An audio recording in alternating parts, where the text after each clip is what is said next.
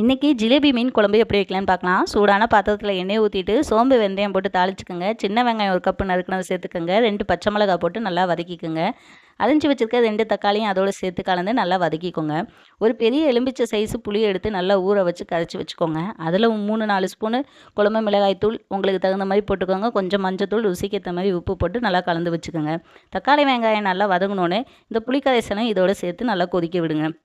நல்லா கொதித்து எண்ணெய் பிரிஞ்சு வரும்போது நறுக்கி வச்சுருக்கோம் இல்லையா, அந்த மீன் துண்டுகளை இதோட சேர்த்து ரொம்ப கிண்ட வேணாம், உடஞ்சி போயிடும். ஃபஸ்ட்டு மண்டையெல்லாம் போட்டுருவோம், அப்போ தான் அது கொஞ்சம் நல்லா சாரும். அதுக்கப்புறம் வால் பகுதி, நடுப்பகுதி எல்லாம் போட்டு கொதிக்க விட்டு எடுத்திங்கன்னா சூப்பரான மீன் குழம்பு தயாருங்க. என்ன தான் நம்ம பார்த்து பார்த்து செஞ்சாலும் நம்ம அம்மா செய்கிற மீன் குழம்பு மாதிரி வரவே வராதுங்க. எனக்கும் அப்படி தான். நான் வைக்கிற மீன் குழம்பு பார்க்கறதுக்கும் சூப்பராக இருக்குங்க. எங்கள் வீட்டில் எல்லாருமே சாப்பிடுவாங்க. ஆனால் எனக்கு எங்கள் அம்மா வைக்கிற மீன் குழம்பு தாங்க பிடிக்கும். உங்களுக்கு எப்படி? கமெண்ட்டில் சொல்லுங்கள் ஃப்ரெண்ட்ஸ். பாய்.